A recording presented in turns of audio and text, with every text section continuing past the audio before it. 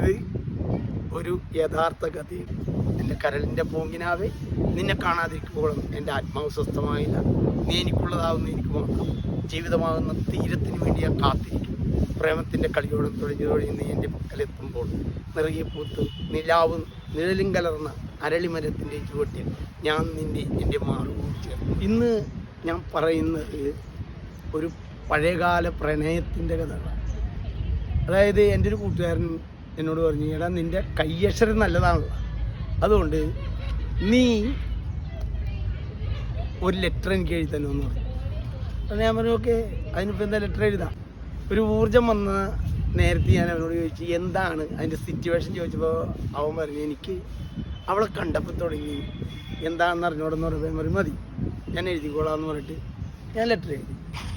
എൻ്റെ സുന്ദരി, നിന്നെ കണ്ടത് മുതൽ എൻ്റെ ഹൃദയത്തിൽ എന്തോ ചിലത് കടന്നുകൂടി. അതെൻ്റെയും നിൻ്റെയും കുറ്റമല്ല, പ്രകൃതിയുടെ വികൃതിയാണ്. നിന്നെ കാണുമ്പോഴും നിന്നെ ഓർക്കുമ്പോഴും ഞാൻ എന്നെ തന്നെ മറന്നു പോകും. എന്നിട്ട് അന്നൊക്കെ NB എഴുതണ ഒരു പരിപാടിയുണ്ട്. ഇല മുള്ളുമ്മേ വീണാലും മുള്ള ഇലയമ്മ വീണാൽ ഇലക്കാണ് കേടെന്ന് പറഞ്ഞു. ഇവനും വായിച്ച് നോക്കി, ഇവനോട് കൊണ്ടേ കൊടുക്കാൻ പറഞ്ഞു, കൊണ്ടേ കൊടുത്തു.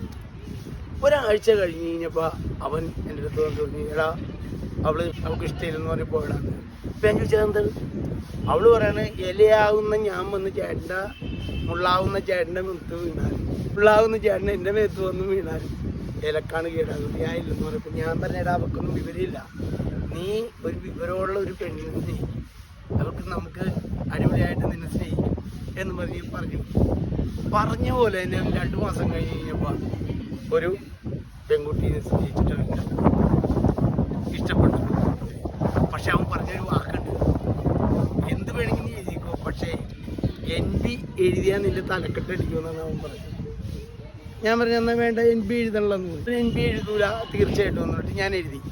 എൻ്റെ സുന്ദരീനെ എപ്പോഴും ഞാൻ വിട്ടില്ല. എൻ്റെ സുന്ദരി, എൻ്റെ കരളിൻ്റെ പൂങ്കിനാവെ, നിന്നെ കാണാതിരിക്കുമ്പോഴും എൻ്റെ ആത്മാവ് സ്വസ്ഥമായില്ല. നീ എനിക്കുള്ളതാവുന്ന എനിക്ക് മാത്രം. ജീവിതമാകുന്ന തീരത്തിന് വേണ്ടി ഞാൻ കാത്തിരിക്കും.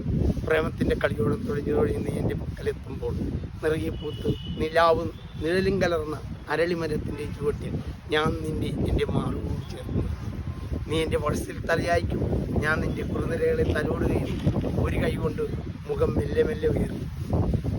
ഞാൻ നിന്നെ ചുംബിക്കുന്ന വിനാഴിക സമസ്ത യുഗങ്ങളെക്കാൾ വിലയേറിയതായിരിക്കും. അപ്പോൾ സംഗീതം ഉണ്ടാകും. ആ സംഗീത തരങ്ങളിൽ നീ നൃത്തം ചെയ്യും. നിൻ്റെ കാലിൽ നിന്ന് കളിക്കുന്ന കാൽപാദം കൊണ്ട് ഞാൻ കൊട്ടാരം പണിയും. ആ കൊട്ടാരത്തിൻ്റെ തൂണുകൾക്ക് പരന്നു നിൽക്കുന്നത് നീയാണ് എന്നൊക്കെ എഴുതി കഴിഞ്ഞപ്പോൾ അവന് ഭയങ്കരമായിട്ട് ഇഷ്ടപ്പെട്ട് അവൻ റീറൈറ്റ് ചെയ്യണമെന്ന് പറയുമ്പോൾ റീറൈറ്റ് ചെയ്യാൻ ഞാൻ സാധനം കൊടുത്തു.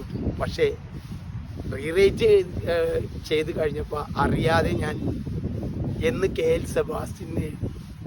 അത് ഞാനും അറിഞ്ഞില്ല അവനും അറിഞ്ഞില്ല, ഒട്ടിച്ച് കൊടുത്തു കഴിഞ്ഞിട്ട് ഒരാഴ്ച കഴിഞ്ഞിട്ട് 2 ആഴ്ച കഴിഞ്ഞിട്ട് അവൻ എൻ്റെ അടുത്ത് വരില്ല.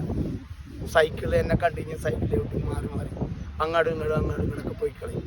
ഒരു ദിവസം ഞാൻ അവനെ കയറി പിടിച്ചിട്ട് പറഞ്ഞു, എടാ ഞാൻ NB എഴുതിയില്ല, പിന്നെ എന്താണെന്ന് ചോദിച്ചാൽ പറഞ്ഞു NB എഴുതിയില്ല, പക്ഷെ നീ KL സെബാസ്റ്റ്യൻ എഴുതിയില്ലേ, നിന്നെ അന്വേഷിച്ച അവള് നടക്കുന്നുണ്ടെന്ന്.